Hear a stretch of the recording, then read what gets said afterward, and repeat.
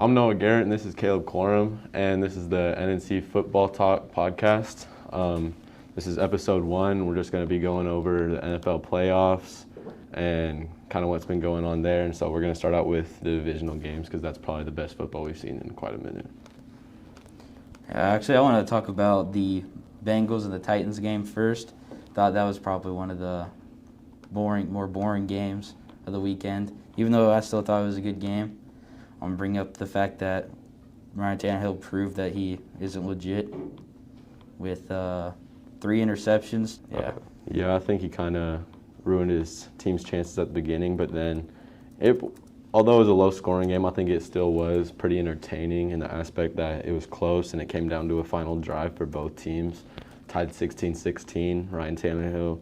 Although he had 2 picks earlier in the game, he threw a pretty good pass. Wide receiver tipped it up in the air. Intercepted, and then Joe Burrow and the Bengals were able to get a big play to Jamar Chase and get in field goal range and win it. Yeah, and that kicker, Evan McPherson, the one they drafted, actually is one of the only kickers in the playoffs so far not to miss a field goal.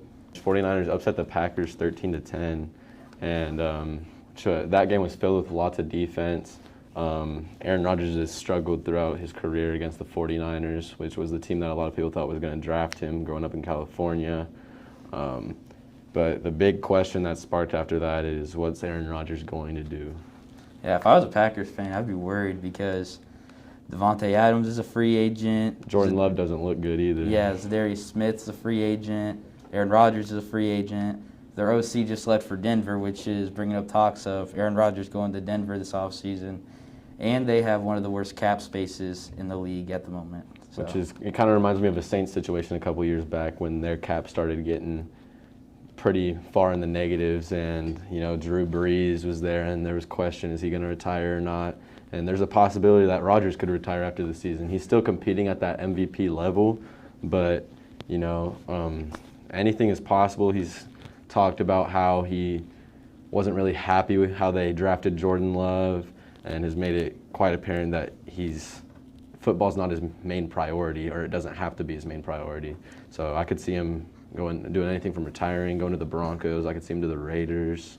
Speaking of all-time great QBs who might be done, let's go over and talk about Tom Brady and his performance against the Rams. As an Eagles fan, after I saw the Buccaneers tore apart our defense, I thought they were going to go back to the Super Bowl and win again, but Matthew Stafford and the Rams thought otherwise. Yeah, that was a pretty good game. I didn't get to see the end of it, but just a pretty good shootout. The Rams were dominating at first.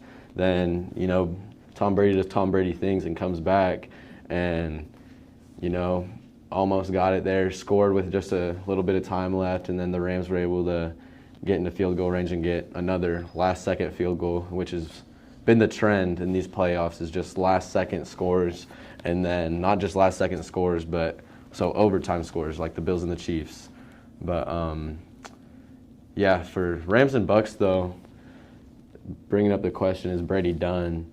He's acting a little weird the past couple of weeks. He's talked about, he's like, I have to evaluate with my family and stuff. I don't know if football is really what I want to do. I don't want to make a commitment for 2022 yet. I think he'll come back, but who knows if it's going to be with the Buccaneers or not. Yeah. And then moving on to the Bills versus Chiefs playoff game, which is honestly probably one of the best playoff games there's been in a long time. Of all time. That's an all-time great game right there. Yeah, and it came between probably 2 of the best rising star quarterbacks in the NFL, between Josh Allen and Patrick Mahomes, which those 2 QBs will probably run the AFC for next decade. Yeah, that's definitely one of the best games of the playoffs so far, and I don't think anyone's going to be able to stop Kansas City. If anyone could have done it, it would have been Buffalo. It would have been Tampa, both eliminated now. Patrick Mahomes, at the beginning of the year, the Chiefs weren't really looking like a good team, but they really picked it up. Their defense looked really good throughout the regular season after about week 5. They've had a lot of statement wins this season, and I think that game against the Bills, that's a real statement win. And people are talking about overtime rules need change because of it. There's been so many games where it's come down to a coin toss. You can't just say switch to overtime rules because of that, because there's been so many games not just in NFL history, but just this season alone, where you have two offenses who are on fire, and whoever is getting that ball to start overtime is going to win. Now, actually, in that game, there was 25 points scored in the final 2 minutes of the game. Came down to overtime. Josh Allen actually connected to not really a known player on the Bills offense, but Gabriel Davis had over 200 yards and 4 touchdowns, which is a postseason record. Yeah, he wasn't really one of their star wide receivers over the season. You would argue Stephon Diggs is far better, Cole Beasley, but that one game alone is probably going to pay his entire salary next season. But heading into the championship games for this weekend, there's a lot of over-unders we got. For the Bengals against the Chiefs, Joe Burrow, 283.5 passing yards. We going over or under on that? I think Bengals versus Chiefs is going to be another shootout like it was when they played in the beginning of the season, and when Chiefs went up 14-0 early, and Joe Burrow and Jamar Chase probably had the best rookie wide receiver game of all time that game, where he had 266 yards and 3 touchdowns as a wide receiver. So I think it's going to come down to another big game between those two. So I'm going to take Joe Burrow's over. I'm going to take the over as well, because although their O-line is bad and he's a young quarterback and the Chiefs are going to be looking to pressure, he's going to have a lot of short passes to throw. But when it comes down to it, I think the O-line will step up. He'll have a decent amount of time in order to throw the ball deep, which is what he does best to Jamar Chase. Not necessarily like the big arm that you like throwing downfield, but it seems like he's connected so many times with Chase this season downfield. And yeah, I think Chase will go for a big game too. I think he might have one of those signature long touchdowns that he's had throughout the season. So speaking of Chase, 70.5 receiving yards. Do you think over or under on that? I think if I had to make a hot take about the game, I think he could probably get 70.5 over in one play. Like you said, I think the Chiefs secondary hasn't really looked too great this season. They want to go back, and they're the only part of that team that can win and lose them games. If the secondary is playing bad, they can lose. But I think Jamar Chase is going to get over 70.5. I think he'll even get over that in the first half. I think we're going to have a really good game between the Bengals and the Chiefs.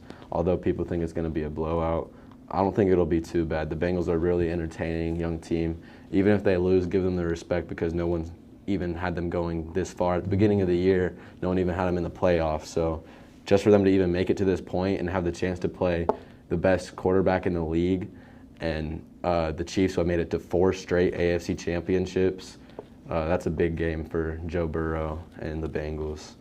But switching over to the other side, the Chiefs and Patrick Mahomes, 288.5 passing yards, over or under?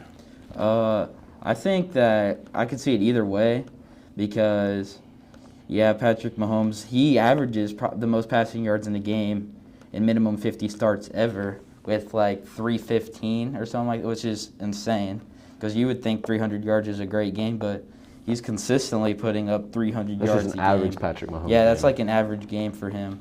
Well, I think I'm going to take the over for that as well, as with Joe Burrow. Yeah, talking about how we think it's going to be a shootout, I think he will get the over.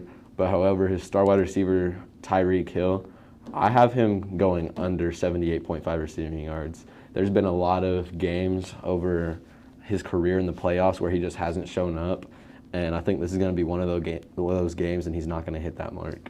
Yeah, I think in this game particularly, the Bengals don't really have great linebackers, and so they're going to have to bring a bunch more secondary people on the field to guard people like tight ends like Travis Kelce. So that's why I think Travis Kelce is going to have a decent amount more yards than Tyreek Hill has this game. I think so too. I think Travis Kelce, although Tyreek Hill is that star wide receiver, very entertaining to watch, Travis Kelce is the guy on the Chiefs. Whenever they have someone that they need a big play from, they go to Travis Kelce. He's consistent, he's reliable, he's always there for the big play, and he makes the team play too. He doesn't just go out for the stats, he doesn't hit the peace sign as he's going, and he's all about winning, which is just like Patrick Mahomes. Him and Kelce they're very tight, got a great bond, and that's why I think Kelce will get over his 73.5 receiving mark, and I think he's going to be the main target against the Bengals. Yeah, Travis Kelce, when you look at stats, a receiver having a 1,000-yard season is pretty good. That's what receivers go for, is hitting 1,000 yards, 4 figures. But when you look at tight ends, 1,000 yards is a great season for a tight end because those guys usually are the possession guys, 10, 5-yard out routes, drags, slants. But Travis Kelce's actually been a 1,000-yard tight end since 2016. So that's over a half a decade of putting up elite numbers. Yeah, you could argue for him for one of the top 5 tight ends of all time, which I think he is right there on number 5, number 4, around there. Yeah, the Chiefs just have a great thing going, and I think they're building a really good culture there in Kansas City of winning and getting that winning standard. Although they lost to the Bucs last year in the Super Bowl in a terrible way where they didn't really get much offense going at all, I do think that they will make it back to the Super Bowl this year with a win over the Bengals. Yeah, and moving over to the other game that's going to be Sunday night is the third time these two teams are facing this season, which is between the 49ers and the Rams. And the Rams are a higher seed and have been the better team all year, but the 2 times these teams faced in the regular season, the 49ers beat them both times. Actually, the first time, it was pretty sure Jimmy Garoppolo probably had the best game of his season. And then this last time when the 49ers either win or go home, the game went to overtime where Matthew Stafford got picked off. But I'm pretty sure the first game, Garoppolo and the offense were easily able to score points on him. Yeah, throughout the year, you've just seen the Rams kind of dominate, but that's the nice aspect about the NFL teams within your division. It doesn't matter how good of a roster you put out every single year. There's always that one team within your division that is just it just happens. It doesn't matter how much worse they are. You could have a team like the Chiefs. They'll lose to a Raiders. They'll lose to a Broncos. You see that in the NFL. And so, yeah, the very first time that they played, the 49ers looked very dominant. They won 31-10. Jimmy Garoppolo had a great game. And then, the last time they played was week 18, and that was a really good game as well. Went to overtime. Matthew Stafford, like you said, threw that interception. And, it's kind of a tough pick to make because I could see either team winning it. It's a really, really good matchup, and that divisional aspect to it, too, just makes it that much better. And, I could go either way, but my gut's telling me that the Rams are going to win this game. I feel like the 49ers' fate relies on Jimmy Garoppolo's arm talent. I agree with that. Because he's easily been probably the worst QB out of any quarterback in the playoffs so far, and that just proves how dominant their defense is that they're still in. They took down Aaron Rodgers in Lambeau on a Saturday night, and then even before that, they beat a Dallas team who everybody thought this was finally their year for the first time in like 25 years. Jimmy Garoppolo, the arm, 222.5 passing yards over or under. I'm going to go under because I think that the 49ers will have a pretty good running attack and that they won't need to pass the ball like that. And, so I don't think he's going to be throwing for more than that. Yeah, I think I'm also going to take the under. But the thing is, do you think that if Jimmy Garoppolo plays the worst game of the season so far and they lose because of him, do you think Kyle Shanahan moves on from him and goes with Trey Lance next season? I don't know. That's a tough one because whenever you draft a quarterback 3rd overall, it's kind of hard to, just let him sit there and wait on the sidelines because I didn't even necessarily think that they needed to draft a quarterback 3rd overall, and especially seeing now that they've made it as far as they have, I guarantee that at the beginning of the year, if they knew that they were going to do this, they wouldn't have drafted that quarterback 3rd overall because they could have gotten a different player that would have made an immediate impact for them and a different hole. And, because quarterback, although Jimmy Garoppolo might not be the guy that you want, he's the guy that I think fits their system. And so, I think if they could have gone back, they would have drafted someone else other than Trey Lance. And if he has a bad game, I don't know if they'll trade him or not because I think Jimmy Garoppolo, he's the guy in San Francisco. If he has a bad game, oh, well, whenever he's playing, they're making championship games. Yeah, that's pretty much all there is to it. Whenever Garoppolo's on the field, Garoppolo is winning ball games. The 49ers are succeeding. I don't think they should give up on him if he has a bad game. Yeah, and talking about the quarterback on the other side of the ball for this matchup, a lot of people actually have been doubting this guy all year because Matthew Stafford was a great college player, came into the league for Detroit when Detroit went 0-16 with Dan Orlovsky as their quarterback, and he was pretty consistent throughout his career in Detroit. He took them to, there's a couple playoff fronts he had, especially the one in 2014 where they barely fell short of Detroit winning their first playoff game in a long time against Dallas. And this year, everybody thought that the Rams still were going to be the same team, but I feel like Matthew Stafford takes that offense to a second level. Yeah, Matthew Stafford's the guy in Los Angeles, and although he's played for a bad team in the Lions pretty much his entire career, very poorly managed, it's very evident that over his entire career he's been a really good quarterback, very accurate with his placement. He makes some mistakes here and there, throws quite a bit of interceptions, and that's been the theme over his career. But, you know, whenever it comes down to it, he is one of those upper-tier quarterbacks in the league. And although he's not accustomed to winning, I think that he takes the Rams to such a different level than what Jared Goff did. And, you know, it's not the Rams from 2018 playing the Patriots and putting up 3 points in the Super Bowl. These Rams can drop 50 on you without hesitation. They've got so many weapons like Cooper Kupp, Van Jefferson, Odell Beckham, Cam Akers is back from the Achilles tear. They can just go so many places with the ball. And, you know, I think that's really the true difference. Because although the 49ers have those guys, I think that the Rams just have so many weapons and such a great defense that takes them to the next level and that they get this job done. Yeah, I feel like Matthew Stafford coming to Los Angeles really brought out the best in Cooper Kupp, as this year he is the Triple Crown receiver, leads the all wide receivers in receptions, reception yards, touchdowns, which is, before this year, no one would even thought of Cooper Kupp as a top 15, top 20 receiver. That's the guy you want on your fantasy team right there. Yeah, and now he's in everybody's top 3 conversation. He's up there with guys like Devontae Adams, Justin Jefferson, Jamar Chase, Stephon Diggs now. And which he deserves to be, because it's just not fair to not give him his respect at this point, because, you know, you can't deny how good he's been.